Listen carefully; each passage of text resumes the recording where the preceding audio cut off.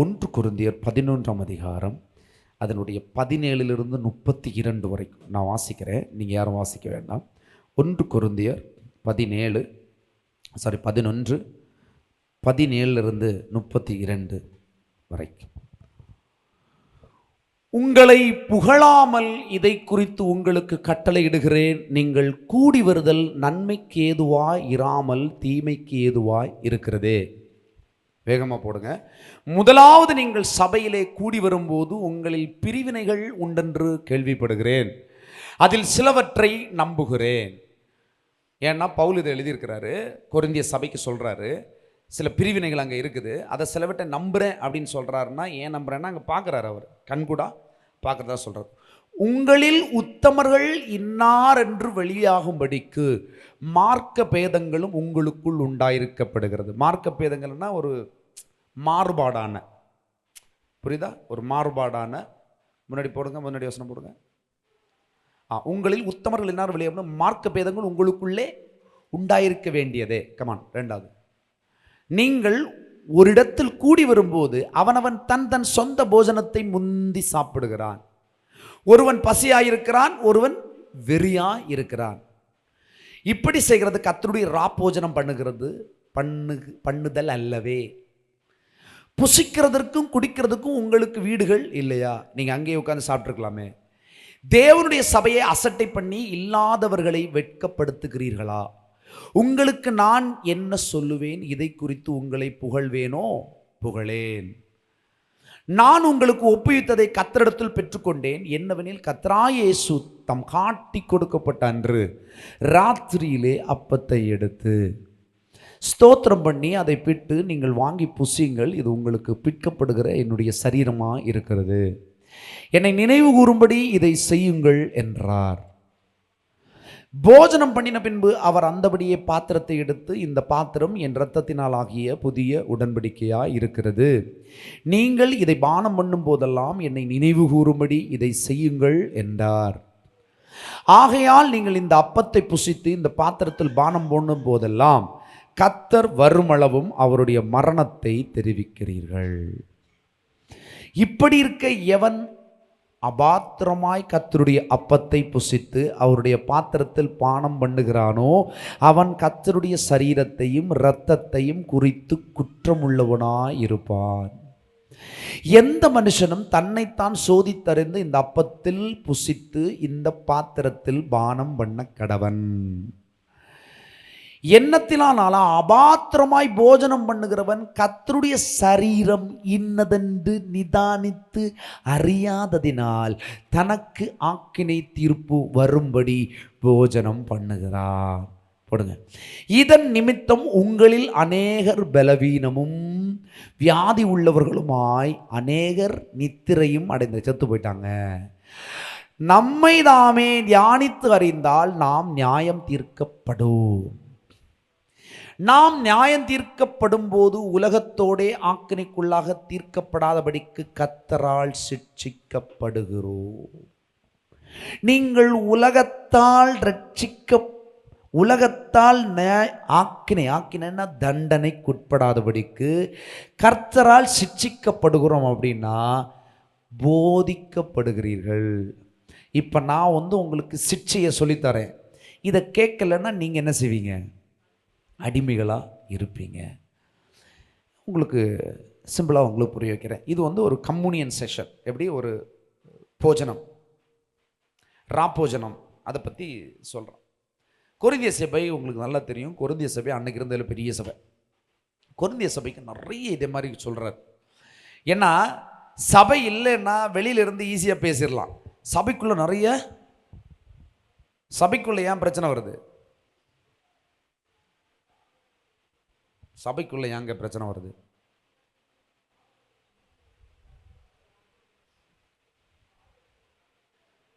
சபைக்குள்ளே ஏன் பிரச்சனை வருதுன்னா, ஒன்று கட்டையாக இருக்குது, ஒன்று குட்டையாக இருக்குது, ஒன்று நெட்டையாக இருக்குது, ஒன்று உருண்டையாக இருக்குது, ஒன்றுக்கு செவ்வகத்தில் இருக்குது, ஒன்று வெள்ளையாக இருக்குது, ஒன்று கருப்பாக இருக்குது, இல்லையா? இது உங்களுக்கு கண்ணுக்கு தெரிஞ்சது. ஆனால் உள்ளுக்குள்ள ஒவ்வொன்றும் ஒவ்வொரு கேரக்டர்ஸாக இருக்குது. சபையில் வரும்போது ஒன்றுக்கு ஒன்று ஒத்துக்காது, ஒன்றுக்கு ஒன்று ஒத்துக்காது. இந்த ஒண்ணுக்கு ஒண்ணு ஒத்துக்காததை ஒத்துக்காம விட்டுறலாமா? இப்ப நீங்க எல்லாரும் ஒரே ஆளா கிடையாது. நீங்க எல்லாரும் ஒவ்வொரு கேரக்டர், ஒவ்வொரு ஏரியா, ஒவ்வொரு சிச்சுவேஷன், ஒவ்வொரு பேக்ரவுண்ட்லேருந்து ஒவ்வொரு விதமான எண்ணங்கள் சிந்தைகளோட நீங்க வந்திருக்கிறீங்க. ஆனா இதெல்லாம் சரி பண்ற இடம் தான் என்னது? சபை. இங்க எல்லாமே அப்படி தான் இருக்கும். எப்படி வரும்போது அப்படி தான் வரும். ஆனா வந்ததுக்கு அப்புறம் என்ன? நீங்க யாரு பாருங்களேன். ஒரு பிள்ளை மிச்சர் கொண்டு வரும். எப்படி எப்படி பார்த்துட்டே இருக்கும். எப்படி அடுத்த நாள் அவன் பிஸ்கட் கொண்டு வருவான். உடனே அவன் கேக்கு. நீ என்னடா கேக் கொண்டு வருது? நான் பீஸா பர்கர். அப்போது ஒவ்வொரு ஆளும் ஒவ்வொரு விதமான டேஸ்டில் இருக்காங்க. இப்போ ஒரு ஆள் சாப்பாடு கொண்டு வந்துச்சுன்னா அந்த சாப்பாடை என்ன செய்யணும்? ஷேர் பண்ணணும். ஷேர் பண்ணலன்னா என்ன நடக்கும்? அங்கே மார்க்க பேதம் உண்டாகும், பிரிவினைகள் உண்டாகும். அப்போ இது எதுக்கு சொல்றார் அப்படின்னா, ரொம்ப கவனமாக கவனிங்க. ராப்போஜனம், அப்பம் பிட்குதல் என்றால் எதுக்கு அப்பத்தை ஆண்டவர் அப்பத்தை கொடுத்தார்? ஆண்டவர் இது என்னுடைய சரீரமா இருக்கிறது, இதை வாங்கி புசிங்கள், இது ஜீவ அப்பம். அதுக்குள்ள என்ன இருக்குது? ஜீவ அப்பம். அப்போ ஃப்ரெண்டில் இருக்கிறவங்க எல்லாம் செத்து கிடக்கிறானோன்னு அர்த்தம், அப்படிதானே?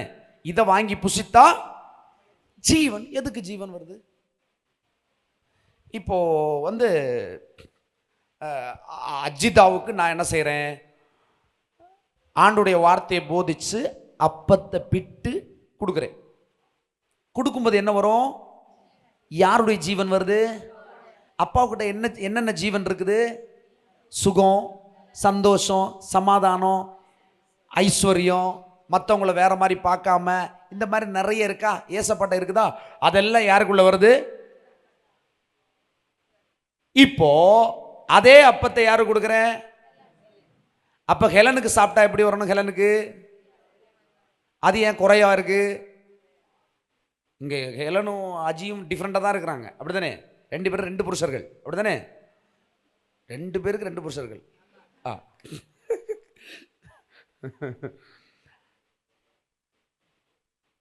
ஆனா ரெண்டு பேரும் வெவ்வேறா இருந்தாலும் இப்பொழுது இயேசுவின் ஜீவனை பெற்றுக்கொண்டதுக்கு அப்புறம் ரெண்டு பேரும் ஒண்ணு. கரெக்டா? கரெக்ட் தானே? அங்க பிரிவினைக்கு ஏதுவான ஏதாவது உண்டுன்னா பைத்தியம். எப்படி நம்மளை யாராவது பிரிக்கிற மாதிரி ஏதாவது வச்சுட்டோம். இப்போ வைலட்டையும் என்னையும் பிரிக்கிற மாதிரி ஒரு சம்பவத்தை ஏதோ ஒன்று சொல்லிட்டாங்க. ஒரு என்ன சொல்ல, காசிப் பேசிட்டாங்க. இப்போ என்னையும் வைலட்டையும் பிரிக்கிற மாதிரி ஒரு குண்டனிய, ஒரு குண்டல கேசிய போட்டு விட்டாங்க. அப்போ இதுல பாதிக்கப்படுறது யாரு? நான் பாதிக்கப்படுற மாதிரி அவங்கள்ட்ட போட்டாங்க. நான் தப்பே பண்ணிருக்க மாட்டேன், ஆனா போட்டு விட்டாங்கன்னு வச்சுக்கோங்க. போட்டு விட்டா வைலட் என்ன செய்யணும்?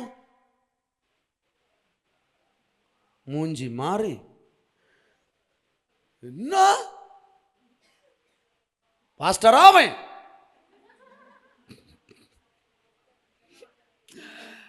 அப்படி ஆச்சுன்னு வச்சுக்கோங்களேன். ஒருவேளை என்ன குறித்து போட்ட குண்டனி தப்பா சரியா கூட இருக்கலாம். எப்படி சரியாவே இருந்தாலும் அவங்கள் உட்கொண்டது ஜீவ அப்பத்தை. நீங்கள் ஒரே அப்பத்தை புசித்து ஒரே இரத்தத்தை ஒரே உடன்படிக்கைக்குள் இருக்கிறீர்கள். அவர் மட்டும் உங்களை மன்னிக்கணும், நீங்க மட்டும் அவர் கொடுத்த பிள்ளைகளை ஏன் மன்னிக்க முடியல? அப்படின்னா உங்களுக்குள் மார்க்க பேதங்கள் இருக்கிறது, வித்தியாசங்கள் இருக்கு. நீங்க மாறுபாடா யோசிக்கிறீங்க. அப்படி மாறுபாடாய் நீ யோசிப்பாய் என்றால் அவரும் உன்னை மாறுபாடாய் யோசிப்பார். புரியுதா?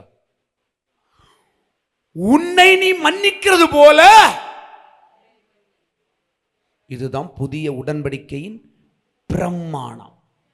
சிஸ்டர், நீங்க கம்யூனியனை எடுக்கும்போது இயேசுவின் இரத்தத்தை, அவருடைய சரீரத்தையும் அவருடைய இரத்தத்தையும் நீங்கள் பானம் பண்ணுகிறீர்கள்.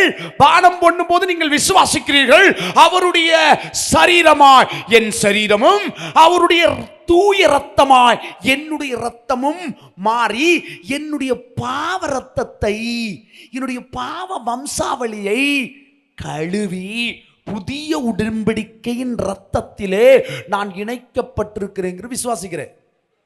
அதனாலதான் ஆபிரகாமுடைய ஆசீர்வாதம் உனக்கு ஆம் என்றும் ஆமென் என்று இருக்குது. கரெக்ட் தானே? எல்லா வாக்கு தத்தங்களும் உனக்கு ஆம் என்றும் இருக்குதா இல்லையா? அப்ப ஒன்னு ஆசீர்வதிக்கிற அதே தேவன் உன் பக்கத்தில் இருக்கிறவரையும் ஆசீர்வதிக்கிறார். உன் அயலானை ஆசீர்வதிக்கிறார், உன் விரோதியையும் ஆசீர்வதிக்கிறார். அப்போ உனக்குள்ள பிரிவினையை உண்டாக்குறதுக்கு இல்ல தேவன் மரித்தார். பிரிவினையாய் பிரிந்து கிடந்த அக்கிரமத்தினாலும் துயரத்தினாலும் அது இதுன்னு பாவங்களை செஞ்சு பிரிந்து கிடந்த நம்மளை அவருடைய இரத்தத்தினாலே புதிய உடன்படிக்கையினாலே இணைத்து கொண்டார். இப்பொழுது நம்ம ஒன்னா இருக்கிறோம். அல்லேலூயா. இப்ப பாருங்களேன், தேவன் உங்களுக்கு ஒன்றை கொண்டு கொடுக்குறான்னு வச்சுக்கோ. சபைக்கு கொடுக்குறார். ஏன்ட சபைக்கு ஒன்று கொடுக்குறான்னா யார்கிட்ட பேசுவார் ஆண்டவர்? எனக்கு கொடுப்பேன். அப்போ நான் அதை சபைக்குன்னு கொடுத்தா நான் யாருக்கு கொடுக்கணும்? எல்லாருக்கும் தான் அது சொந்தம். கரெக்டு தானே? நான் அதை என்ன செய்யணும்? எல்லாருக்குமே பகிர்ந்து கொடுக்கணும். எனக்கு என்ன கிடைக்குதோ, கர்த்தர் என்ன தராரோ அதை நான் கொடுப்பேன். அது ஒரு பிரியாணி கொடுக்குறேன்னு வச்சுக்கோங்க. அப்போ நீங்கள் என்ன செய்யணும்? நல்லா சாப்பிடணும். அப்படி தானே? சாப்பிட்டுட்டு என்ன சொல்லணும்? உப்பு கொஞ்சம் குறவு. எப்படி? ஆண்டவர் பார்ப்பார். என்னடா தூதன் போய் உடனே சொல்லுவேன், ஆண்டவர் இப்படி கேட்டுட்டு வேகமாக ஓடுவான். ஏது உனக்கு ஒன்று குறவுன்னா உடனே யார் போறா? தூதன் உடனே எங்கே ஓடி போவான்?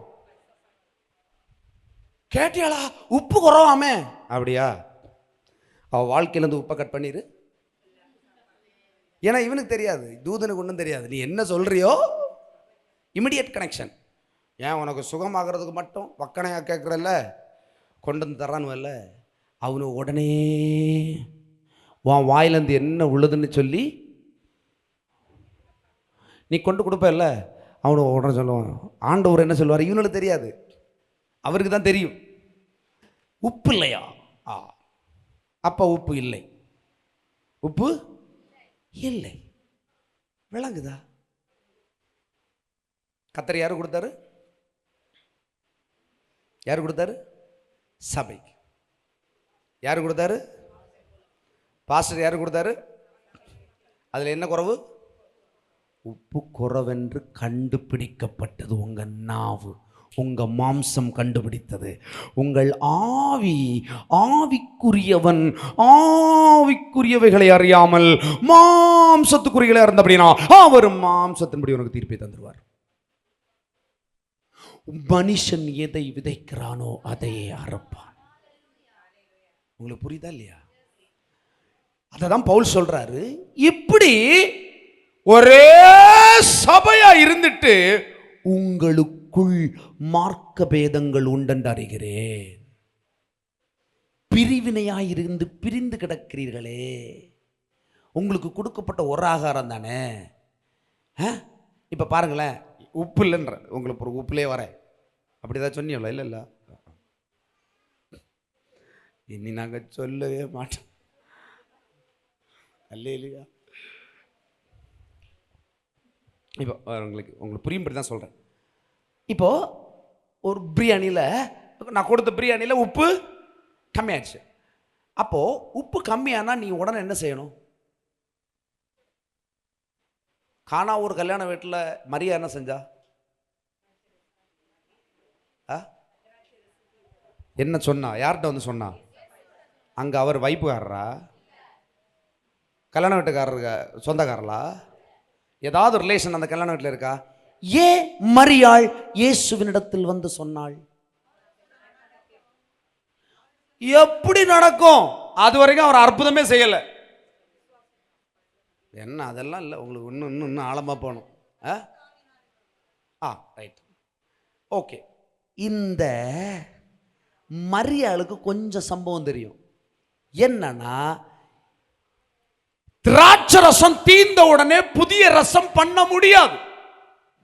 That is impossible. நீ போய் என்னது திராட்சை ரசம்னு சொல்லிட்டு கடையில் இருந்து அப்படிலாம் அங்கே வாங்க முடியாது. அது திராட்சை ரசம்னா மினிமம் ஒரு 2-3-4 காலங்கள். அதாவது கல்யாண வீட்டிலலாம் அங்கே கொடுக்குறது வருஷ கணக்கில் போட்டிருப்பாங்க. அது ஏன்னா யூதர்கள் மத்தியில் அந்த திராட்சை ரசம் பரிமாறுகிறதுனா பெரிய ஒரு இமேஜ், அது ஒரு பெரிய பிரஸ்டீஜுக்கான ஒரு காரியம்.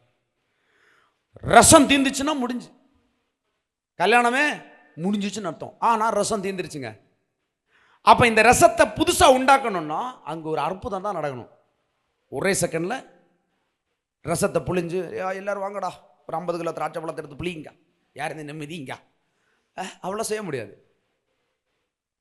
அதனால தான் இவன் வந்து இங்கே சொல்கிறான், ரைட்டா? ஆனால் இதே இது வைப்புக்காரர்கிட்ட சொன்னான்னு வச்சுக்கோ. வைப்புக்காரர் இப்போ நானே சொல்கிறேனே, வைப்புக்காரர்கிட்ட போய் சொல்லியாச்சு, என்னங்க சாப்பாடு தீர்ந்து போச்சு. உடனே அவன் தப்புறதுக்கு அவன் என்ன செய்வான்? பாருங்க லிஸ்ட்டு, நான் சொன்ன லிஸ்ட்டு இதுதான், இதில் கரெக்டாக வரல. 50 கிலோ அரிசி சொன்னேன், 40 கிலோ அரிசி வாங்கி வச்சுருக்கு.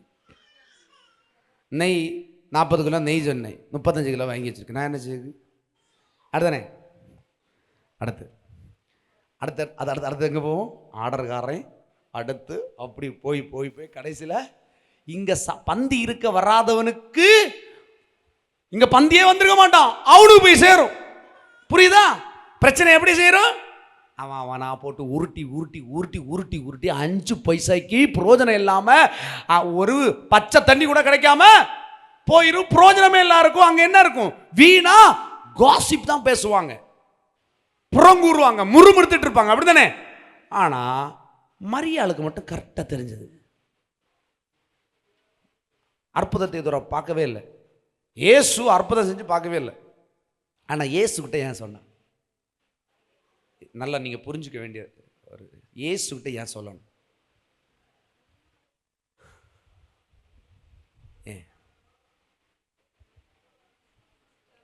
அந்த இடத்துல என்ன குறைவா இருந்தாலும் அவர் வந்து புறம் கூற மாட்டாரு. எனக்கு தெரிஞ்சு மரியாள் அற்புதம் செய்யணும்னு சொல்லி அவர்கிட்ட சொல்லிச்சுக்க மாட்டா. மரியாளுக்கு சின்ன வயசுல இருந்தே இயேசுவை தெரியும். அவர் நெகட்டிவா பேச மாட்டார், அப்படியா? ஆனால் அவர்கிட்ட நெகட்டிவ் தான் பேசினார். ஒரு விதத்தில் அந்த சிச்சுவேஷனுக்கு நெகட்டிவ் தான். என் வேலை இன்னும் வரவில்லைன்னு சொன்னார். அது நெகட்டிவ் கிடையாது, இந்த சென்ஸ் அந்த ப்ராக்டிக்கலாக பார்க்கும்போது ஒரு நெகட்டிவ் மாதிரி இருக்குது. பட் அது கிடையாது, அது இல்லை. சரியா? நான் பேசலாம். என்னன்னா சின்ன வயசுலே அவளுக்கு தெரிஞ்சிருக்கும், இயேசு எந்த இடத்துலையும் யாரையுமே விட்டு கொடுத்துருக்க மாட்டார். சொல்லுங்க பக்கத்தில் பார்த்து.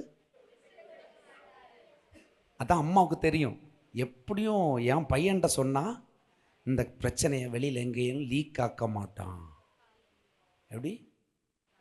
கண்டிப்பாக லீக்க மாட்டான். ஒன்றும் நடக்கலைன்னாலும் ஏதாவது வச்சு இதை சமாளிக்கிறதுக்கு அந்த இடத்துல மரியாளுக்கு தெரிஞ்சு இயேசு மட்டும்தான் உண்டு. மரியாளுக்கு பையன், சொந்த பையன்.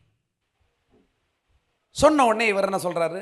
என் வேலை எனக்கு பரலோகத்திலிருந்து இதுவரைக்கும் அதுக்கான உத்தரவு வரலன்னு அர்த்தம். ரைட்டா? ரைட்டா? அப்போ அங்க என்ன நடந்தது? ரசம் வந்துருச்சு, முந்தின ரசத்தை விட சூப்பராக இருந்தது. அப்படி ஒரு ரசம் எத்தனை வருஷம் தாண்டி வருஷமாக செஞ்சால் கூட அந்த டேஸ்ட் இருக்காது, அவ்வளோ டேஸ்ட்டாக இருந்தது. இப்படிலாம் நம்ம படிக்கிறோம் இல்லையா? அந்த பந்தி எப்படி இருந்திருக்கும்? அந்த பந்தி ரசம், அதுக்கு முன்னாடி சாப்பிட்டவங்க கூட திரும்ப வந்து ரசம் பயங்கரமாக இருக்காம்பா, முதல்ல எந்த மாதிரி எங்கேருந்துடா கொண்டு வந்தீங்க இந்த ரசத்தை, முதல்ல தராமல் போயிட்டீங்களே, வாங்கி குடிச்சிருப்பானுங்க. அப்போ முந்தின ரசத்தை காட்டலாம், அதில் நிறைய அர்த்தங்கள் இருக்குது. முந்தின ரசத்துக்குள்ள பிந்தின ரசம் ரொம்ப ஸ்வீட்டா இல்லையா? ஏன்னா அதில் அங்கே என்ன நடக்குதுன்னா அவரை காமிக்கிறாரு. அங்கே புரியுதா? நான் தான் சரியான திராட்சை செடி, மெய்யான திராட்சை செடி. ஒருவன் என்னில் நிலைத்திருந்தால் அவன் மிகுந்த கனிகளை கொடுப்பான். இதெல்லாம் இருக்குதா? ஸோ இதில் நிறைய மேட்டர்ஸ் இருக்குது, நிறைய இருக்குது. ஒரு சில காரியங்கள் உங்களுக்கு நான் நேரமே போதிச்சிருக்கிறேன். பட் நான் அந்த சப்ஜெக்ட்டுக்கு வரல. ஓகே, இப்போ வந்து இப்படி இருந்திருக்கு. அப்போ யாரை நம்பி அங்கே சொன்னா? இயேசுவை நம்பி சொன்னான். ஏன்னா இயேசு யாரையுமே விட்டு கொடுக்க மாட்டார். அந்த பெரிய சபையில இயேசு மட்டும் நம்பி சொல்றார். இப்போ இயேசு கிறிஸ்து உங்களுக்காய் மெய்யாகவே மரித்து இரத்தத்தை சிந்தி உங்க எல்லாரையும் சபையாய் மாத்திட்டார். நீங்க இப்போ ஒரே மெய்யான திராட்சை செடியினுடைய கொடியா இருக்கிறீங்க, இயேசுவோட தானே இருக்கிறீங்க. அப்ப நீங்க யாரோட கனியை கொடுப்பீங்க? இயேசுவ கனியை கொடுப்பீங்க. ஏன்?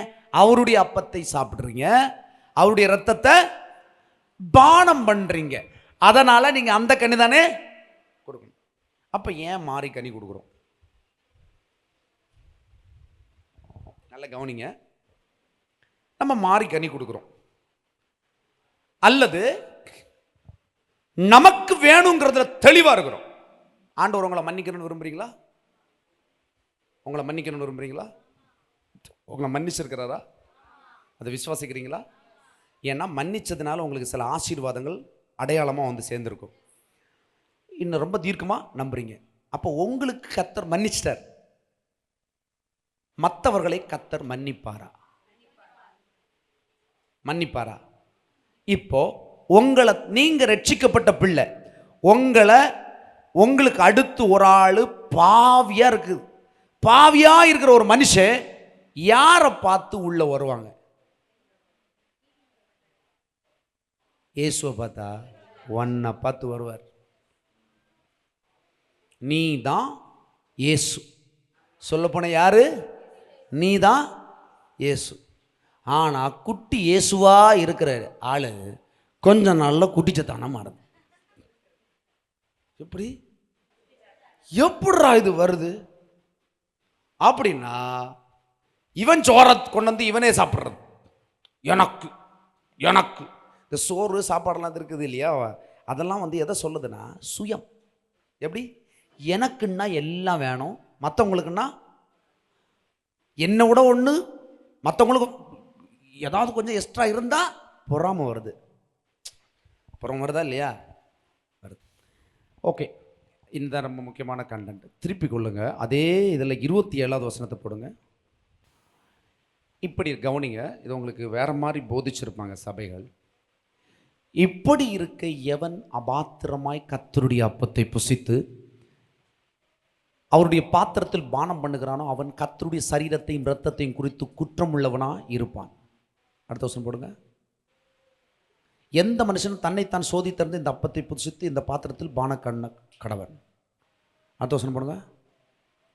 என்னெல்லாம் அபாத்திரமாய் போஜனம் பண்ணுகிறவன் கர்த்தருடைய சரீரம் இன்னதென்று நீதானே அறியாதனால் தனக்கு தனக்கு தனக்கு ஆக்கினை தீர்ப்பு தீர்ப்பு தண்டனை, ஆக்கினைனா தண்டனை, தண்டனை தீர்ப்பு வரும்படி.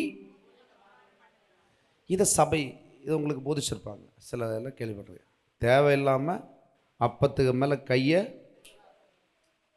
தொட்டனா, பாவத்தோட வந்து அப்பத்தை தொட்டனா செத்துருவனி, அப்படி தானே போதிச்சாங்க. அப்படின்னா என்னத்துக்கு அப்பா ஆண்டவர் மரித்தார்? ஆண்டவர் எதுக்கு மரிச்சாரு? ஆண்டவர் எதுக்கு மரிச்சாருங்க? பாவியை ரட்சிக்கும்படி இயேசு சிலுவையில் மரிச்சாரா? மரிச்சாரா? ஆனா இங்க வேற மாதிரி சொன்ன மாதிரி இருக்கே. இது அபாத்திரமாய் போஜனம் பண்ணுகிறவன் அவருடைய சரீரம் என்னதென்று நிதான தெரியாதனால் தனக்குத்தானே. தம்பி, இது சம்பவம் அது இல்ல. நீ எந்த சாக்கடையிலிருந்து எழும்பி வந்தும் இந்த அப்பத்தை நீ புசிச்சனா நீ கண்டிப்பா உயிரடைவ. ஆனா அபாத்திரமாய் புசித்தால் ஆக்கினை தீர்ப்பு உண்டாகும். அப்படின்னா என்ன? இத கரெக்டா போதிக்காதனாலதான் 40 நாள் உபவாசம், 21 நாள் உபவாசம், 3 நாள் உபவாசம் இருந்து தங்களை கழுவி. எப்படிங்க? அப்ப நீ எந்த வெள்ளம்? அது என்ன 2 வெள்ளம் இருக்கா? 2 ரத்தமா? ஏங்க ஏற்கனவே ஒரு 29 நாள் 21 நாள் நீ உபாசம் இருந்த உடனே ஒன்று கழுவுச்சியே, கழுவினியே, நீ தகுதி ஆயிட்டியே, வீட்டுக்கு போக வேண்டியது தானே. எதுக்கு இந்த அப்பத்தையும் ரசத்தை நீ புசிக்கணும்? கவனிக்கிறீங்களா இல்லையா? கூட இருக்கீங்களா இல்லையா? நீங்க தான் குளிச்சிட்டீங்க, குளிச்சதுக்கு அப்புறம் என்ன ஒரு குளிப்பு? அது நடிப்பு தானே. ஏன்னா சபை எப்படி போதிச்சு, நான் இது மேட்டருக்கு வேற, சபை எப்படி போதிச்சு அப்படின்னா, நீ பரிசுத்தமா வந்து இந்த பரிசுத்தத்தை தொட்டுக்கொண்டது. ஆனா ஆண்டவர் சொல்றாரு, நான் மரித்ததே உன் அழுக்குகளை கழுவும்படி தான் மரிச்சேன்றார். என்னுடைய அப்பத்தை புசித்து என்னுடைய ரத்தத்தை பானம் பண்ணுகிறவனுக்கு நித்திய ஜீவன் உண்டு. என்ன உண்டு? ஜீவன் உண்டு. புரியுதா? அப்ப ஜீவன் உண்டுன்னு சொல்றாரு. இங்க சொல்ல அபாத்திரமா புசிச்சேன்னா உனக்கு ஆபத்தார தங்கைக்கு ஜாவேன்னு இருக்கு. அப்படியா இருக்கு? ஆனா அப்படிதான் போதிச்சாங்க. எப்படி போதிச்சிட்டாங்க? நீ அபாத்திரமா சாப்பிட்டேனாக்க, போஜனம் பண்ணுகிறவன் கர்த்தருடைய சரீரம் இன்னதென்று நிதானித்து அறியாததனால் தனக்கு ஆக்கினை தீர்ப்பு வரும்படி போஜனம் பண்ணுகிறான், தண்டனை வரும்படியே போஜனம் பண்ணுகிறான். நீங்க யாராவது செத்தியலா? அப்படியா? எல்லாரும் அப்ப பிழைச்சுதான் இருக்கீங்க. இப்ப நான் ஒரு அணுகுண்டை போடுறேன்.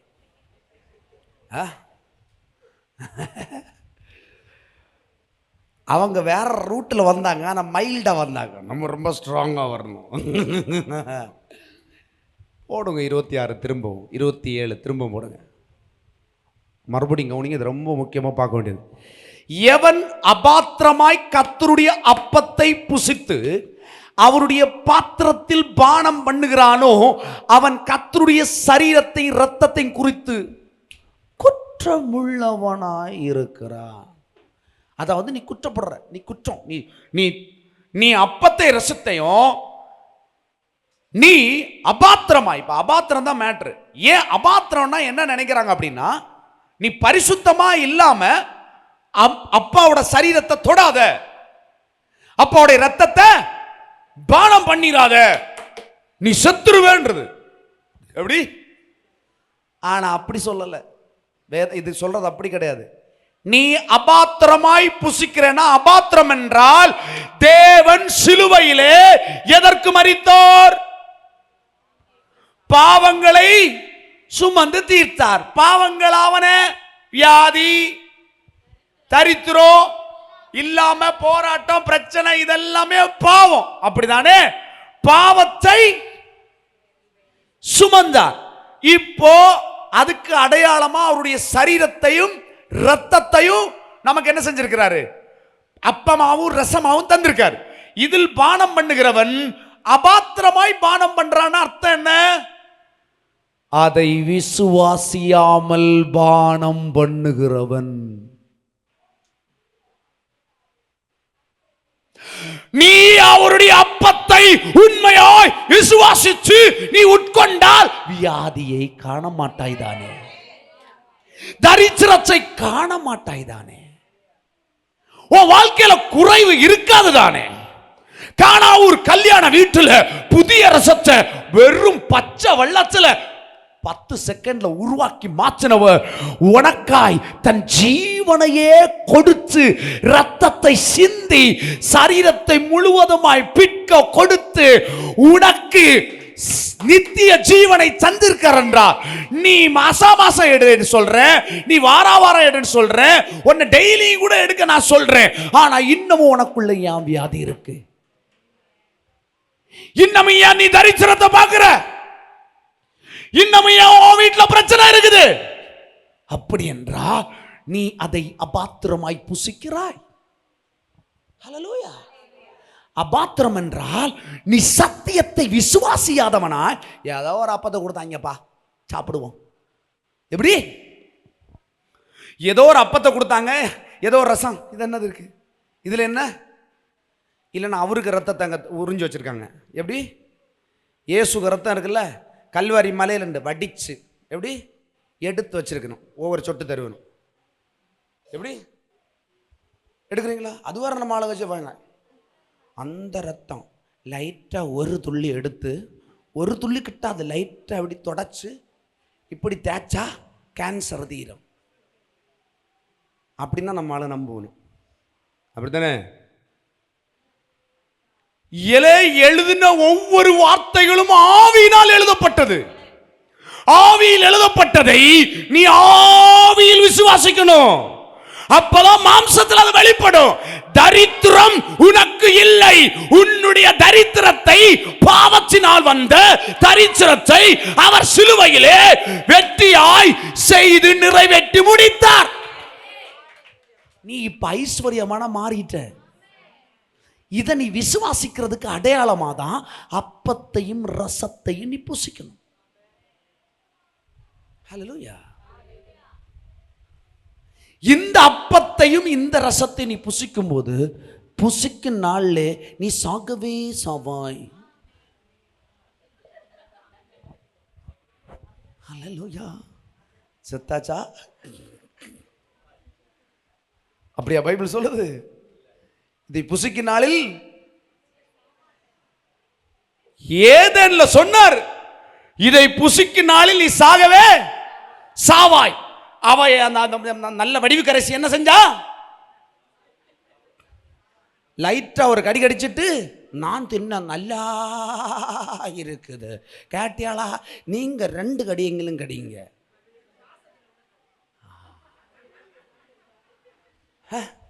இப்போ பாருங்களேன், புருஷன்மார்களுக்கு எப்பவுமே ஒரு இது உண்டு. இப்போ மனைவி நல்லா இருக்குதுன்னு சொன்னா கண்ணை மூடிட்டு அவளுக்கே பிடிச்சிருக்கு லவ்வில். நம்ம ஆள் லவ்வை இப்படி தான் காட்டுவார். மற்ற ஆள் எழுதி கேட்பார். உண்டா? எழுதுங்க. ஐ லவ் யூன்னு எழுதுங்க பார்க்க. நம்ம ஆள் கண்ணு மூக்கும் தெரியாது. எப்படி? நம்ம ஆள் தானே சொன்ன கரெக்டாக தான் இருக்குன்னு சொல்லிட்டு வாங்கி கடிச்சாங்க. கடிச்சப்ப அல்லேலூயா. முக்காவாசி பிரச்சனை என்னது? பொண்டாட்டி பேச்சு அது கடவுள் பேச்சுன்ற மாதிரி இல்லையா? எஸ்ன்னு வானுங்க இல்லையா? அது வரைக்கும் பார்த்தா பயங்கர கபடிகளியா இருக்கும். நீ சொன்னா என்னடி கேட்கறது? ஆனா இந்த அம்மா வசாம இருந்துட்டு இவனை எங்க பிடிச்சு ஆஃப் பண்ணலாம், எல்லாத்தையும் உருக்கி கூட்டி வச்சுட்டு கரெக்ட் பாயிண்ட்ல போய் டங்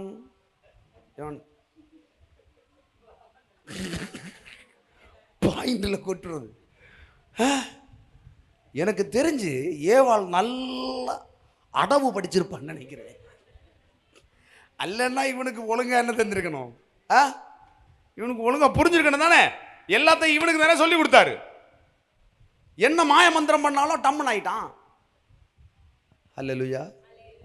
ஆனால் இன்னைக்கு நிறைய பேர் சொல்கிறாங்க, ஐயோ எனக்கு புருஷனை திருத்தவே முடியல. அதெல்லாம் திருத்தாதுங்க, அதெல்லாம் திருந்தாத ஜென்மங்க. எப்படி இருக்குது? அதெல்லாம் திருந்தாத. ஏவாளுக்கிட்ட இருக்கிற கான்ஃபிடன்ஸு சில இடத்துல உங்களுக்கு இல்லாமல் போயிருது. பாருங்க, இப்போ பாருங்க, அபாத்திரமா நம்ம எல்லாருமே தேவன் ஒரு உடன்படிக்கையை செஞ்சுட்டாருங்க. இப்படி தான் விசுவாசத்தினால் நீதிமான் பிழைப்பான். இது உடன்படிக்கை. இந்த உடன்படிக்கை மாற்றவே மாட்டார் அவர். ஏன்னா இது மாறாது. இது எதில் எழுதுனது?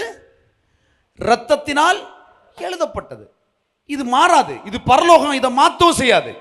இந்த உடன்படிக்கையோடு ஒத்து போய் இந்த உடன்படிக்கையை ஏற்றுக்கொண்டு அதை செய்கிறவன் பாக்கியவானதான் இருப்பான், தவிர மாற்றமே கிடையாது.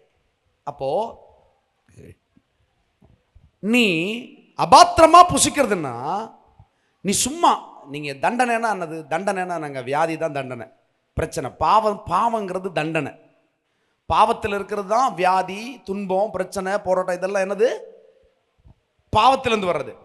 ஆக்கினைக்குள் தீர்க்கப்பட்டான் அப்படின்னா தண்டனைக்குள்ள நீங்க போறீங்கனாலே உங்க வாழ்க்கையில நீங்க தண்டனைக்குள்ள இன்னும் உங்களுக்குள்ள பிரச்சனை இருக்குதா?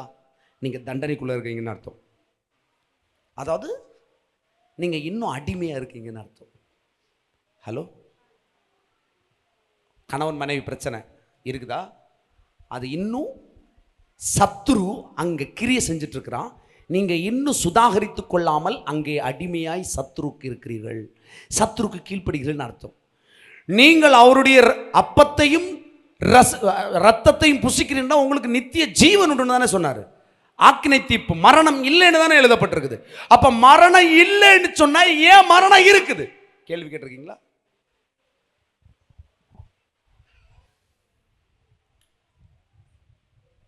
இந்த விஷயத்தை நீங்க ரொம்ப ஆழமா சிந்திக்க வேண்டிய ஒரு சிச்சுவேஷன் நம்ம இருக்கிறோம் சிஸ்டர், பிரதர்.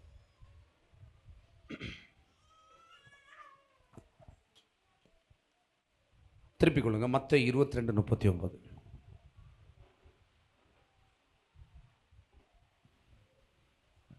இதற்கு ஒப்பாயிருக்கிற இரண்டாம் கற்பனை என்னவென்றால், உன்னிடத்தில் நீ அன்பு கூறுவது போல பிறரிடத்திலும் அன்பு கூறுவாயாக என்பதே.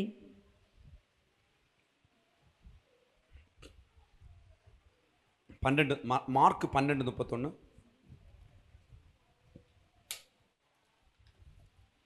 இதற்கு ஒப்பாயிருக்கிற இரண்டாம் கற்பனை என்னவென்றால், உன்னிடத்தில் நீ அன்பு கூறுவது போல பிறரிடத்திலும் அன்பு கூறுவாயாக என்பதே. இவைகளிலும் பெரிய கற்பனை வேறு ஒன்றுமில்லை என்றார். ரைட். இப்போதான் கண்டனுக்குள்ளே வரும். ரைட். உங்கள் வாழ்க்கையில் ஏன் இன்னும் வியாதி தீரலை, ஏன் இன்னும் தரித்திரம் இருக்குது, ஏன் பிரச்சனை இருக்குதுன்னு உங்களுக்கு தெரியுமா? தெரியுமா? பக்கத்தில் கை கொடுத்து சொல்லுங்கள். உங்களுக்கு தெரியுமா? தெரியுமா? கேளுங்க. கை கொடுக்கல சிலவங்க. கை கொடுக்கல, கைவிடப்படுவீர்கள். தெரியுமா? உங்களுக்குள்ள இன்னும் பிரச்சனை இருக்கு, காரணம் தெரியுமா? இப்போ என்ன பாருங்க, ஏன்னா இப்போ இனி சொல்கிறத அடிச்சு போடுவாங்க உங்களை பக்கத்தில். என்னைய பாருங்க. ஆண்டவர் சொல்றாரு, நான் உங்களை மன்னிக்கிறேன், நீங்கள் உங்களை மன்னிக்கிறது போல பிறரை மன்னிங்கள். எத்தனை பேரை மன்னிச்சிங்க? உங்க வாழ்க்கையில பிசாசுனுடைய சிம்டம் ஏதாவது ஒன்று உங்க வாழ்க்கையில இருக்குது என்றால், நீங்கள் முன்னேறுவதற்கு தடையாய் ஏதாவது ஒன்று ஆண்டவர் சொல்லாதபடிக்கு இருக்குதுன்னா வேற ஒண்ணுமே இல்லை. உங்களை நீங்கள் மன்னித்தது போல உங்கள் அயலானை நீங்கள் மன்னிக்கவில்லை.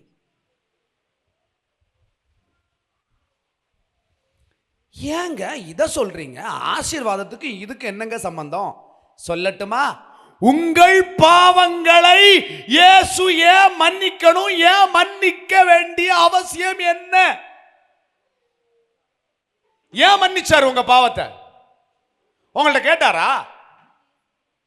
உங்களை அவர் முன்கூட்டி நேசித்தபடியினால் அவர் உங்களுக்காய் இரத்தத்தை சிந்தினார். சிந்திட்டு சொல்றாரு, என்னுடைய இரத்தத்தினால் உன் பாவங்கள் நீக்கப்பட்டிருக்கிறது. இப்ப நீ இதை ஏற்றுக்கொள்றியா தானே? ஏற்றுக்கொள்றீங்க தானே? நீங்க எவ்வளவு உண்மையை ஏற்றுக்கொள்றீங்க தானே? எனக்கு தெரிஞ்சு உண்மையை எல்லாரும் ஏற்றுக்கொள்றீங்க. ஆனால் உண்மையை ஆசீர்வாதம் வரல. அதுக்கு என்ன தெரியுமா காரணம்? இரண்டாம் கற்பனையாகிய உன்னை கர்த்தர் மன்னித்தது போல நீ பிறரை மன்னிக்கவில்லை.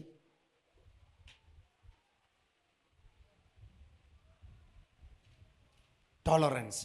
இன்னொரு ஆள் ஒன்றும் இல்லைங்க, நான் ஒரு தப்பு பண்ணியிருக்கேன்னு வச்சுக்கோங்க. எப்படி? நான் ஒரு தப்பு பண்ணியிருக்கேன், அதே தப்பை ஆண்டவர் என்ன செஞ்சார்?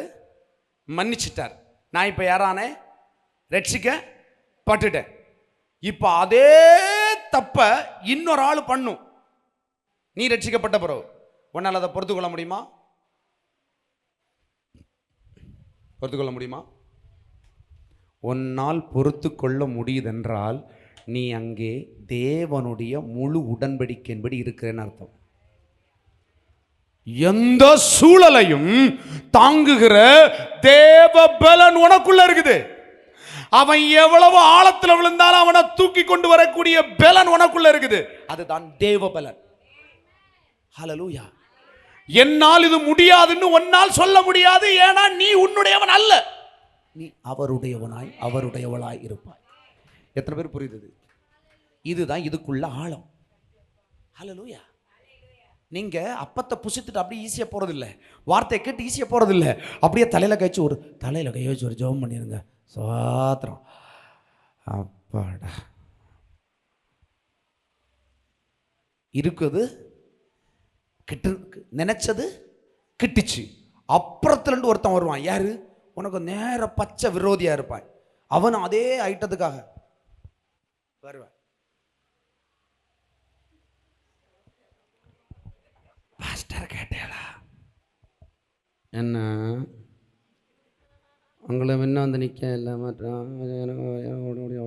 ஆனாக்கும் அவன் ஆளு கள்ளனாக்கும். எப்படி கள்ளியாக்கும். ஹல்லேலூயா. இங்க யாரு கள்ளம் இல்லை, யாரு கள்ளி இல்லை, எல்லாம் என்ன சொல்லுவாங்க, அவிஞ்சு நஞ்சு முடிஞ்ச கேஸ்.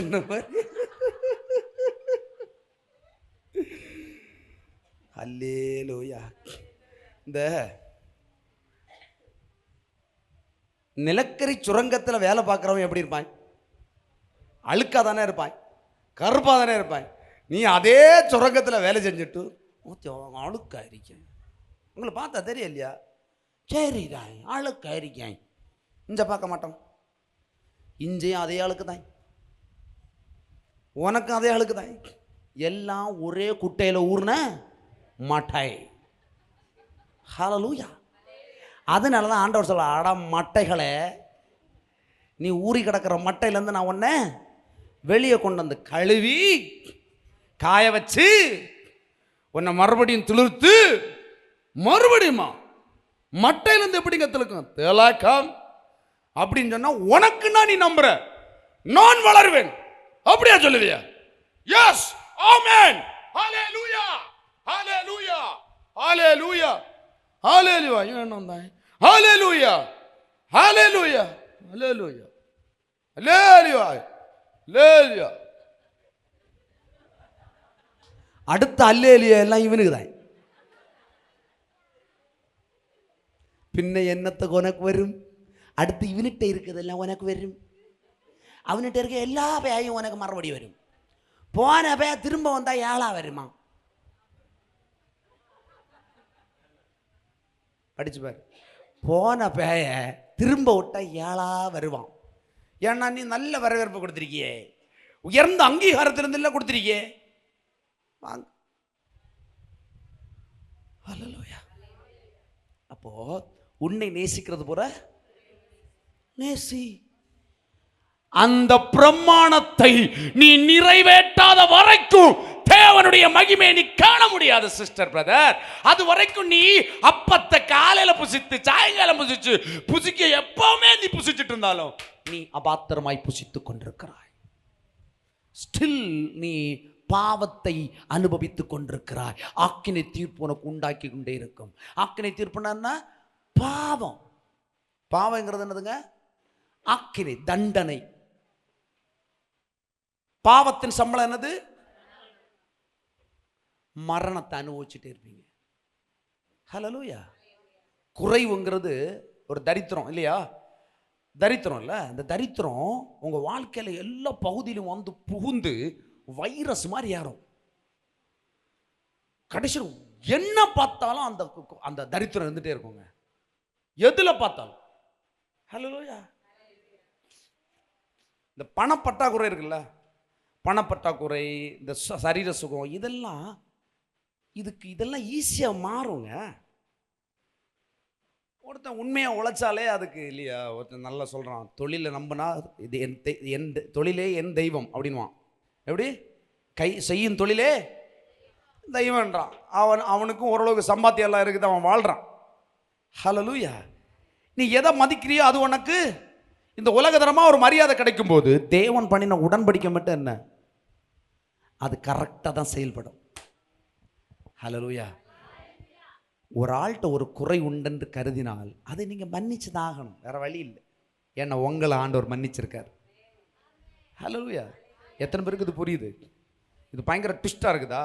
நான் ட்விஸ்டால இல்லை, வசனத்தை கரெக்டாக நீங்கள் போய் கரெக்டாக 1 கொரிந்தியர் 11:17 வாசிச்சு பாருங்க. கம்யூனியனை குறித்து பேசுறாரு. ஆனா கம்யூனியனை சாப்பிட்டோம், நீ போஜன பந்திய சாப்பிட்டோம், இதுக்கு மேல கேட்டா என்னது? சிலர் என்னது ஞானஸ்தானத்தை எடுத்தும் பந்தியில் இருந்தும் சில உபவாசம் பண்ணியும் 5 பைசாக்கு புரோஜனம் இருக்காது. சாப்பிட்டுட்டு சூப்பராக வந்துடுவானுங்க. வெளியில் வந்து பிரமாணம் வேலை செய்யாது, அது மட்டும் சாப்பிட்டு வந்துடுவானுங்க. எப்படி? பிரமாணம் வேலை செய்யறது பிரமாணம். நீ குடித்த ரசமோ நீ குடித்த அந்த அப்பமோ உனக்கு வேலை செய்யாது. உன் விசுவாசமே உனக்கு வேலை செய்யும். ஹல்லேலூயா. ஏன்னா விசுவாசம் தான் பிரமாணத்தோட உறவில் இருக்குது. நீ அப்பத்தை ரசத்தை இது சும்மா ஜூஸ், சும்மா ஒரு அப்பம், புரியுதா? இதுல வேலை செய்யறது உன் விசுவாசம். இது விசுவாசத்துக்கான ஒரு அடையாளம். பிரமாணம் வேலை செய்யணும்னா விசுவாசம் தான் பிரமாணத்தை வேலை செய்ய வைக்கும். பிரமாணம் என்னன்னா நீ சுகமாய் இருப்பது, வியாதியே இல்லாம வாழ்வது பிரமாணம். இரத்தத்தினால் உண்டான உடன்படிக்கை அது. கரெக்டா? ஆனா வியாதி இருக்குது, பிரச்சனை இருக்குதா? வேற ஒன்றும் இல்லைங்க. வருத்தம் இருக்குதா? யாராவது உங்களை திட்டுனா உங்களுக்கு வருத்தம் வருதா? ஏன் வருத்தம் வருது? இயேசுவின் நாமத்தில் ஏன் நீங்கள் மன்னிக்கல, அதனால வருத்தம் வருது. ஏன் நீங்கள் ஹர்ட் ஆகுறீங்க? எதனால் ஹர்ட் ஆகுறீங்க தெரியுமா? ஏன் ஹர்ட் ஆகுறீங்க? உங்களை ஒரு ஆள் திட்டிச்சுங்க, ரொம்ப ஹர்ட் ஆகிட்டீங்க. உங்களுக்கு ஏன் ஹர்ட் ஆகுது? ஏன்னா உங்களை தான் ஆண்டவர் மன்னிச்சிட்டாரு.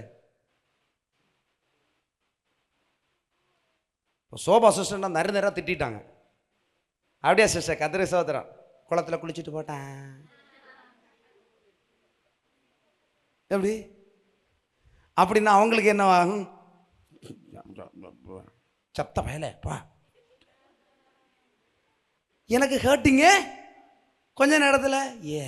இந்த பயலுக்கு என்னத்தை தின்னு சூடு சொரணை இல்லை.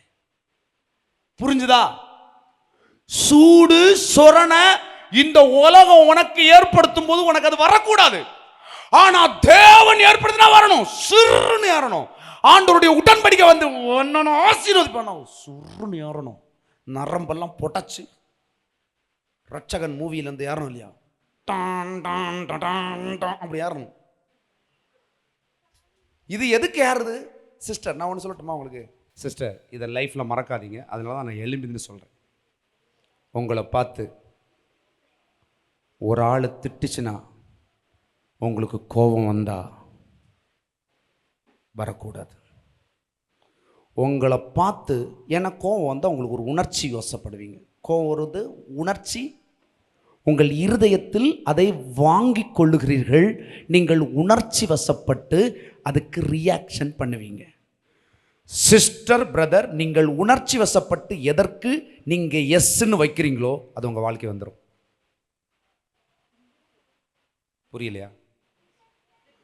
உங்க இருதயம் எந்த காரியத்தில் பாதிக்கப்படுகிறதோ அது உங்கள் வாழ்க்கையில் உண்டாகும். தேவனுடைய வசனம் வரும்போது அதுக்கு ஆமென் என்று சொல்லும் போது உங்கள் உணர்வு பூர்வமாய் நீங்கள் கையெழுத்திடுகிறீர்கள். அது உங்களுக்கு உண்டாகிறது. இந்த ஆமென் சொல்லுகிறதை தாண்டி உங்க வாழ்க்கையில உங்களை யார் அவமரியாதையா நடத்தட்டும், திட்டட்டும், அசிங்கமா பேசட்டும், பொருளை சொல்லட்டும், இல்லாததை பொல்லாததை பேசட்டும், you never react means you are a most high blessed. புரிஞ்சுதா? உனக்கு அவங்கள்ட்ட நீ ரியாக்ட் பண்ண, நான் சிலர்கிட்ட எல்லாம் சில விஷயத்த நான் ரியாக்ட் பண்ணுவேன். எதுக்கு தான் தெரியுமா ரியாக்ட் பண்ணுறேன்? எதுக்கு தெரியுமா? அவங்க அவங்க நஷ்டப்படக்கூடாதுன்றதுக்காக. அது உங்களுக்கு தெரியாது. அது தகப்பன் ஸ்தானத்துக்கு வந்தால் தான் புரியும். கவனமாக கவனிங்க. உங்களுக்கு அழுக வருமா? யாராவது திட்டுனா நீங்கள் கவனமாக கேளுங்க. உங்களை யாராவது அவமானப்படுத்தினா உங்களுக்கு கவலை வருமா? நீங்க கேளுங்க. உங்களை பிசாசு வஞ்சித்து கொண்டு இருக்கிறான். உங்களை தேவன் வச்சிருக்கிற அந்த விசேஷமான ஆசீர்வாதத்தை பெற்றுக்கொள்ள நீங்க எமோஷன் ஆகணுமே தவிர, நீங்க இந்த சில்லறையா மனுஷன் உங்களை உசுப்பேத்தி பிசாசு பின்னாடி இருந்து உங்களை அந்த இடத்திலிருந்து தடம் புரள செய்வான். உங்கள் புருஷன் உங்களை அவமரியாதையாய் திட்டி புட்டாப்புல. ஐயோ, இவனுக்கு கட்டுப்பட்டு நான் படுவ பாடு இருக்க. உனக்கு ஆசீர்வாதம் எல்லாம் மண்ணா போகுதுன்னு அர்த்தம்.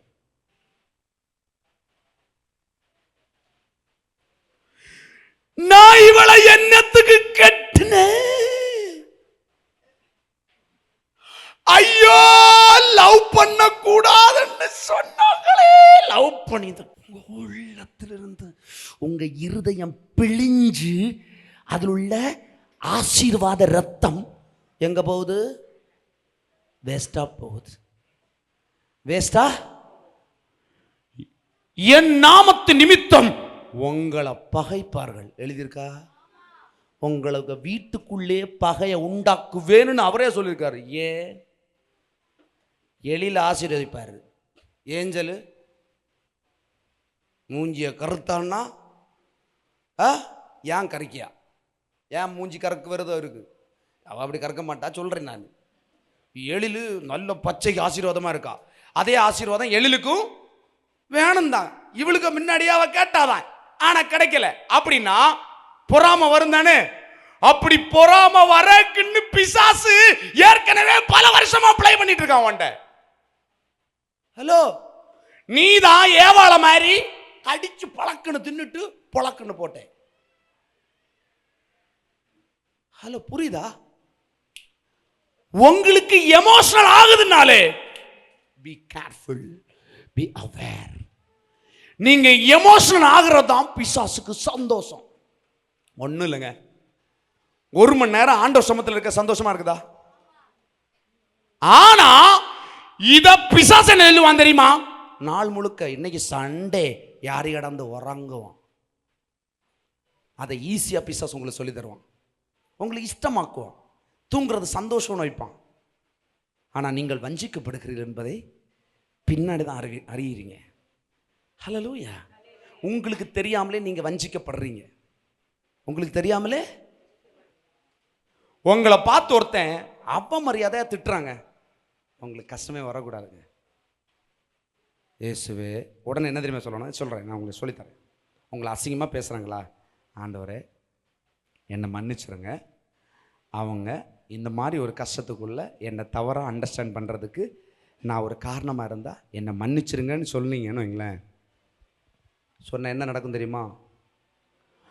அவன் மேல் அக்கினி தணலை வாரி குவிக்கிறீர்கள்.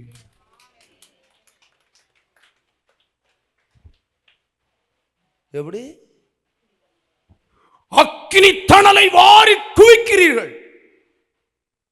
இதை ஆண்டவர் தான் சொல்லி வச்சிருக்கிறார். உனக்கு சூப்பரா யுத்தத்தை சொல்லி தந்திருக்கிறார். உனக்கு விரோதம் என் நாமத்தின் நிமித்தம் உன்னை பகைச்சாங்கன்னா நீ தாண்டா பிளஸடு, நீ தான் ஆசீர்வதிக்கப்பட்ட. உன்னை குறை சொல்றாங்களா? நீ வாழ்த்துக்கள். உங்களை யாராவது குறை சொல்லிட்டே இருக்காங்களா? சத்தியமா நான் ஏன் நல்ல ஆசீர்வாதம் இருக்கேன்னு நினைக்கிறீங்க? நான் ஊழியம் செஞ்ச எல்லார வச்சு பிசாசு எனக்கு ஏதாவது உண்டாக்கியிருப்பேன். எப்படி? எப்படி? நான் ஊழியம் செஞ்ச எல்லாரையும் வச்சு ஏதாவது ஒன்று பிசாசு உண்டாக்கியிருப்பான். அங்கிருந்து எல்லாம் டபுள் டபுளாக வரும். இப்போ நான் ஒரு 1000 கோடி வைலட்டுக்கு கிடைக்கணும். ஸ்தோத்திர ஆண்டவரே. ஆண்டவர் சொல்கிறாரு, நான் வந்து ப்ராப்பர்ட்டி பண்ணுறேன், அவங்க 1000 கோடி கட்டுறாங்கன்னா எனக்கு எத்தனை கிடைக்குன்னு நினைக்கிறீங்க?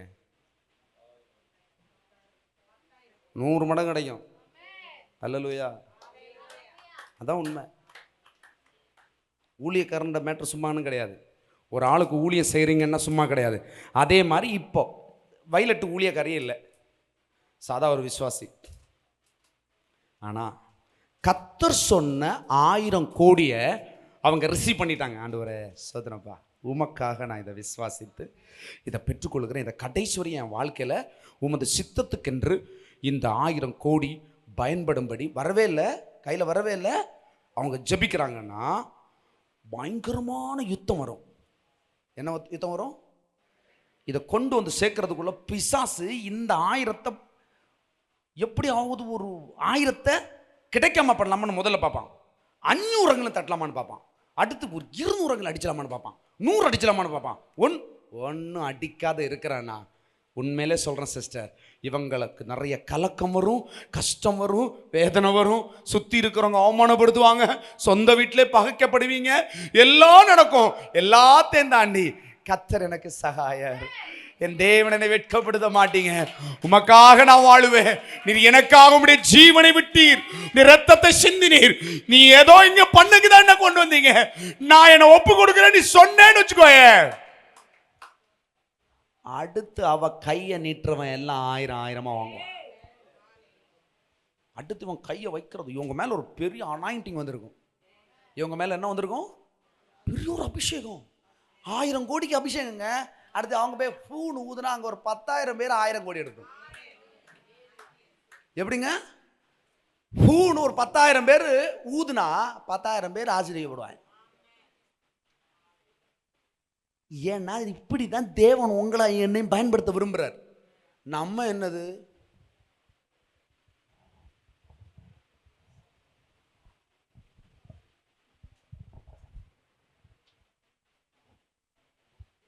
ஹல்லேலூயா. ஆவியை அவித்து போடாதிருங்கள். ஆவியை, உங்களை யார் திட்டினாலும், உங்களை யார் அசிங்கப்படுத்தினாலும் கவலையே படாதீங்க. அவங்க ஒரு நாளைக்கு உங்கள்கிட்ட நான் செஞ்சது தப்புன்னு கரெக்டாக வந்து நிற்பாங்கங்க. நான் முன்னாடி எல்லாம் வாயிட்டு அலத்துவேன். எப்படி வாயிட்டு? என்னை யாராவது தப்பாக பேசுனாங்கன்னு வச்சுக்கோங்க, கஷ்டமாக இருக்கும் ஆரம்பத்திலலாம். இப்போ நான் கேட்பேன்,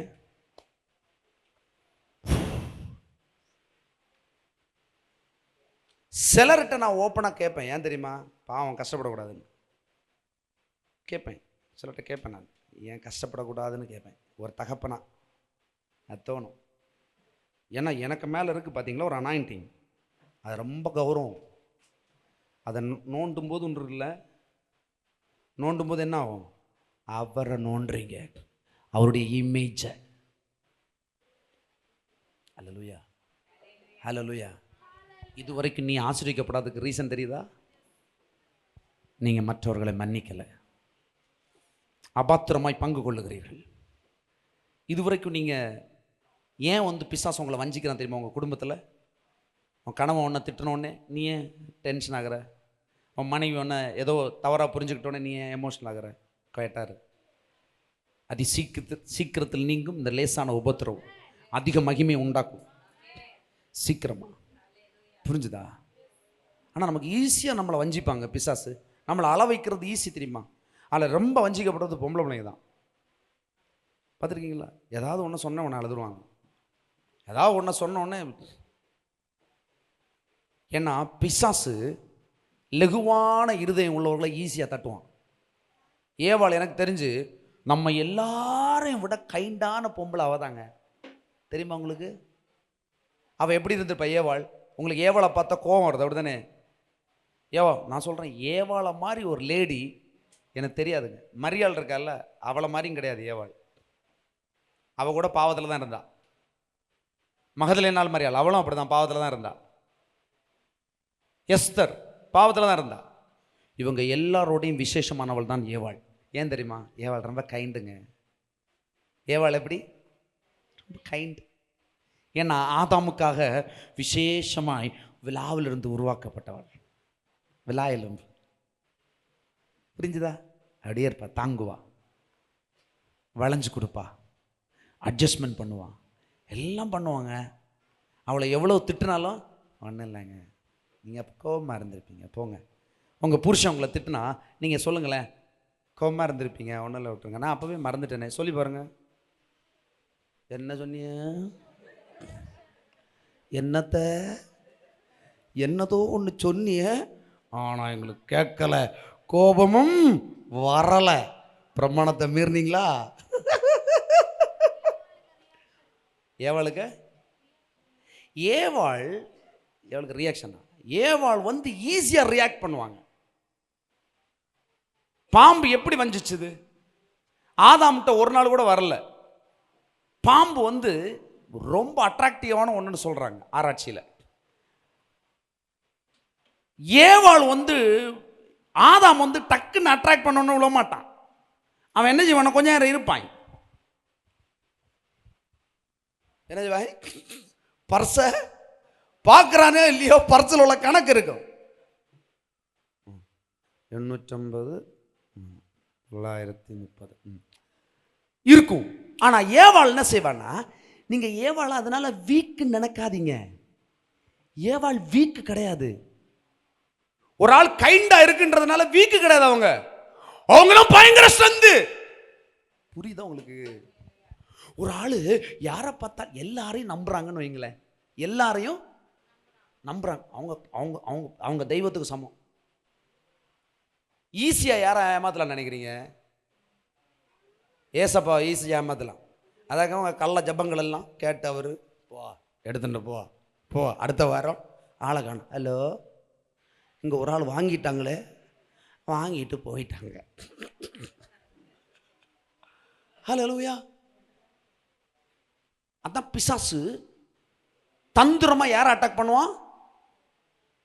இப்போ ஆவிக்குரிய பிள்ளைகளா நீங்க மாறினதுக்கு பிறகு நீங்க யார் தெரியுமா? மணவாட்டி. யாரு? நம்ம எல்லாருமே யாரு? நானும் யாரு?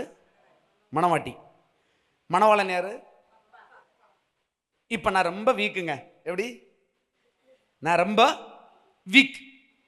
ஆனா எனக்கு மணவாளன் யாரு? நான் எங்க இருக்கேன்? அவர் மார்பில் சாஞ்சிருந்தேன்னு வச்சுக்கோ, என்னை பத்தி கவலையே படாண்டா. ஏன்னா அங்க பதில் பேசுகிறது மணவாளனா இருப்பார். ஹல்லேலூயா, ஹல்லேலூயா.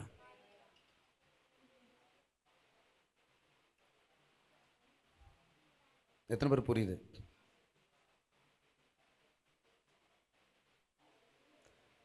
ஏசு உங்களை மன்னிச்சிருக்காரு, நல்ல மன்னிச்சிருக்காரு. உங்களை இயேசு மன்னித்தது போல நீங்கள் மற்றவர்களை மன்னிங்கள், மற்றவர்களை ஏற்றுக்கொள்ளுங்கள். அவங்க எப்படிப்பட்ட ஆளாக இருக்கட்டும், மோசமான ஆளாக இருக்கு, ஏற்றுக்கொள். கர்த்தர் சொன்னா, உங்கள் முதலாளியாக இருக்கலாம், இயேசு அறியாதவங்களாக இருக்கலாம், ஆனால் நீங்கள் இயேசு நாமத்து நிமித்தம் ஏற்றுக்கொள்ளுங்க, அவங்கள மன்னிங்க. ஹல்லேலூயா. அப்போ தான் உங்கள் வாழ்க்கையில் நீங்கள் வியாதியை நீங்கள் அபாத்திரமாக புசிக்கலைன்னு அர்த்தம். அபாத்திரமாக புசிக்கிறீங்கன்னு வைங்களேன், ஏதோ நீங்கள் அப்பத்தை ரசத்தையும் புசிக்கிறத சொல்லலை. இப்போ என்ன சாப்பிட்டுட்டு இருக்கீங்க? அப்பத்தை ரசத்தையும் இப்போ சாப்பிட்டுட்டு இருக்கீங்க. நீங்கள் வார்த்தையை கேட்டுருக்கீங்க தானே? அப்போ இப்போ கேட்டுட்டு இருக்கீங்க, நீங்கள் புசிக்கிறீங்க. ஆனால் இது உங்கள் வாழ்க்கையில் வேலைக்கு ஆக மாட்டேங்குது. வியாதி திரும்ப வருது, பிரச்சனை திரும்ப வருது, தரித்திரம் சும்மா வருது, கோபம் வருது. கோபமே படக்கூடாதுன்னு நினைக்கிறோம், ஆனால் கோபம் வந்துடுது. நம்மளை கோபம் மூட்டி, நீ உனக்கு கோபம் வந்துச்சுன்னு வையன், தொடர்ந்து ஒன்று அதே மேட்டரில் கோவப்படுத்திட்டே இருப்பான் பிசாசு. பார்த்துருக்கீங்களா? சிலரை ஒரே பாயிண்டில் அடிச்சுட்டே இருப்பான், செத்து சாவட்டன், இல்லையா? ஹல்லேலூயா. சில புருஷர்களை மனைவியை வச்சு கொல்லுவான், பார்த்துருக்கீங்களா? பார்த்தது? நான் வேற ஆங்கிளில் பார்த்தா நீங்கள் வேற ஆங்கிளில் புரிஞ்சுக்கிறீங்க, மூஞ்சியெல்லாம் வேற மாதிரி இருக்குது. அப்படின்னா பாருங்களேன், நான் ஏன் சொல்ல தரேன், இந்த விழா விளிம்பு இருக்குல்ல, ரொம்ப வீக்கான பிளேஸு. இப்போ விழா விளிம்பில் மட்டும் இந்த பாக்ஸிங் பண்ணுவாங்கல்ல, பாக்ஸர்ஸ் ரூல்ஸ் கேட்டு பாருங்க. இந்த இடத்துல இடிக்கக்கூடாது. இதில் இடிக்கக்கூடாது, இதில் இடிக்கக்கூடாது. இதில் இடித்தா உடனே மூச்சு வாங்கும், உடனே ஒன்றும் பண்ண முடியாது. அடுத்து மூச்சு போச்சுன்னா மூச்சில் தான் பவர் வரும். கராட்டைக்கு போகிறவங்களுக்கு எல்லாம், கராட்டை போனவங்கலாம் தெரியும்.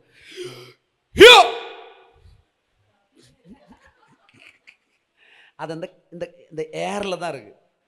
ஏர் போச்சுன்னு வச்சுங்க,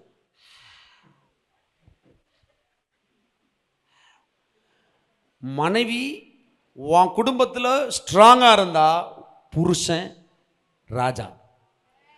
மனைவி வீக்காக இருந்தான்னு வச்சுக்கோயேன், நீ என்ன ராஜா வேஷம் போட்டாலும் நீ கூஜாதான். அப்ப மனைவி எப்படி இருக்கணும்? உடன்படிக்கையின்படி ஸ்ட்ராங்கா இருக்கணும்.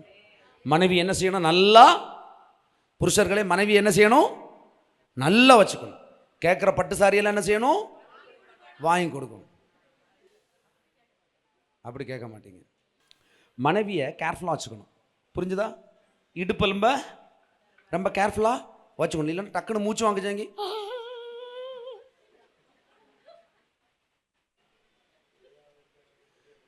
எந்த பொம்பளையாவது அட்டாக்கில் செத்துருக்காளா பார்த்துருக்கலாம்?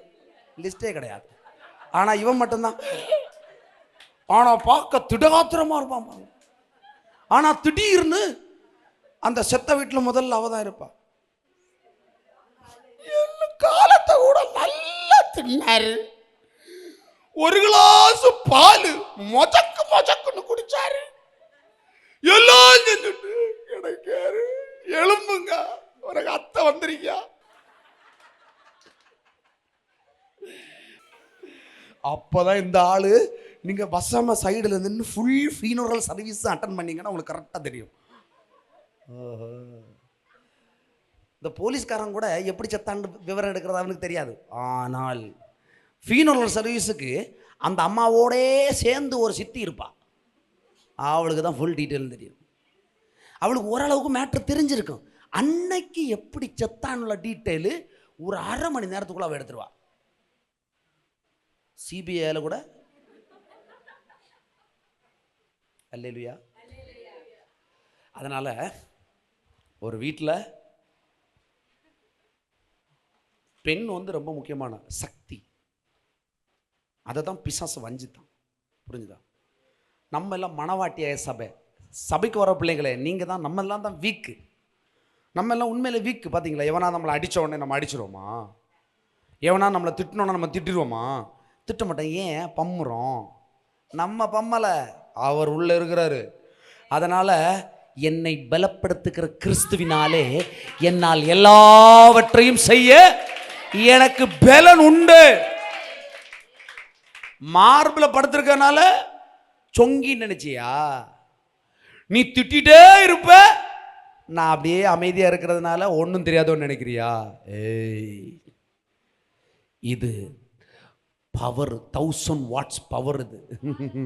இந்த கல்லின் மேல் மோதுகிறவனுக்கு ஐயோ. ஹல்லேலூயா, ஹல்லேலூயா. கணவர்களே, மனைவிகள் வீக்குன்னு சொல்லக்கூடாது. மனைவிகளே, கணவர்கள் தான் வீக்குன்னு சொல்லக்கூடாது. நான் சொல்கிறேன், உன் விசுவாசம் கர்த்தர் சொன்ன மாதிரி இருக்கணும். அவருடைய இரத்தத்தினால் உன்னை கழுவி இருக்கிறார். அவருடைய சரீரத்தை உனக்கு கொடுத்து உன்னை மீட்டு உனக்கு நித்திய ஜீவனை தந்திருக்கிறார். நீ நித்திய நாட்களுக்கு வாழும்படி, வெற்றி அடையும்படி இங்கே வந்திருக்கிற. சரியா? இங்க வெற்றி அடையாமல் நீ இருப்பதற்கு காரணம் என்ன தெரியுமா? நீ தேவனை விட்டு விலகுகிற, மன்னிக்க முடியாத, மற்றவர்களை மன்னிக்க முடியாத ஒரே தவறு நீ செய்கிறதுனால நீ ஜெயிக்காம இருக்கிற. பக்கத்தில் பார்த்து சொல்லுங்க, கை கொடுத்து. நீங்க யாராவது மன்னிக்காம இருக்கிறீங்களா? அப்பாவை மன்னிக்காம இருக்கிறியா? லைட்டா இருக்கு. அம்மாவை மன்னிக்காம இருக்கியா? நீ, நான் யாரையாவது மன்னிக்காம இருந்தேன்னா இன்னைக்கு, இப்பொழுது நான் மன்னிக்கிறேன். நான் மன்னிக்கிறபடினால் தண்டனையாகிய பாவம் என் வாழ்க்கையில் வராமல் நான் பாதுகாக்கப்படுகிறேன். நான் எப்போ மன்னிக்காமல் இருக்கிறேனோ அப்போ பிசாசு என்னை ஆளுகை செய்கிறான்றத கர்த்தர் எனக்கு இன்னைக்கு சொல்லி தந்தீங்க. எல்லாரையும் நான் மன்னிக்கிறேன். என்னை ஹர்ட் ஆக்க, என்னை மன கஷ்டப்படுத்த ஒருவலாலும் கூடாது. நான் இயேசு சொல்லுவதை கேட்கிறபடினால், அவர் சொல்கிற வார்த்தை மாத்திரமே என் இருதயத்தை கலங்க பண்ணும், என் இருதயத்தை சுகப்படுத்தும். என் இருதயம் சஞ்சலம் இல்லாமல், பாவம் இல்லாமல், அவருடைய வார்த்தையின் தாக்கத்தால் எப்பொழுதும் சந்தோஷமாக இருக்கும். எப்பொழுதும் சந்தோஷமாக இருக்கும். அப்படி சந்தோஷமாக இருக்கிற பந்தியை எனக்கு அவர் தந்திருக்கிறார். அந்த பந்தியில் நான் ஒவ்வொரு நாளும் கலந்து கொள்ளுவேன். இதை என் நினைவாக கொள்ளுங்கள் என்று, கடைசி வரைக்கும் கொள்ளுங்கள் என்று இயேசு எனக்கு சொல்லியிருக்கிறார். ஆகவே நான் கடைசி வரைக்கும் இதை செய்வேன். என்னுடைய பந்தியில், என்னுடைய குடும்பத்தில், என் வேலைக்கார இடத்துல, என் தொழிலில் வஞ்சிக்கிறவர்கள் யாராக இருந்தாலும் அதை கர்த்தர் சமூகத்தை நான் ஒப்பு கொடுத்துட்டு நான் அவர்களை மன்னிப்பேன், நான் அவர்களை மன்னிப்பேன். ஆகையால் தீங்கு எனக்கு நேரிடாது, எந்த வாதையும் எனக்கு கூடாரத்துக்குள் வராது, பாவம் ஒரு வழியிலும் என் வாழ்க்கைக்குள்ளே வராது, என் மனைவியில் வராது, என் புருஷனில் வராது, என் பிள்ளைகளில் வராது, என் குடும்பத்தில் வராது, என் தலைமுறையில் வராது. என் தரிசனமாகிய தேவன் என் மேல் வைத்திருக்கிற ஒரு திட்டத்திலும் வராது. என் தொழிலில் வராது, என் வேலையில் வராது, என் நம்பிக்கையில் வராது, ஒன்றிலும் வராது. என் விசுவாசம் புடமிடப்பட்ட தேவ வார்த்தை எப்படி மாறாமல் இருக்கிறதோ அதே போல, வார்த்தை மாறாமல் இருக்கிறது போல, எனக்கு தேவன் ஏற்படுத்தின விசுவாசமும் மாறாமல் இருக்கும். நான் இருக்கிறது போல இருக்க மாட்டேன். இயேசு மாறாதவராய் இருக்கிறபடினால் அவரை போல மாறாதவராய் இருப்பேன். ஆமென்.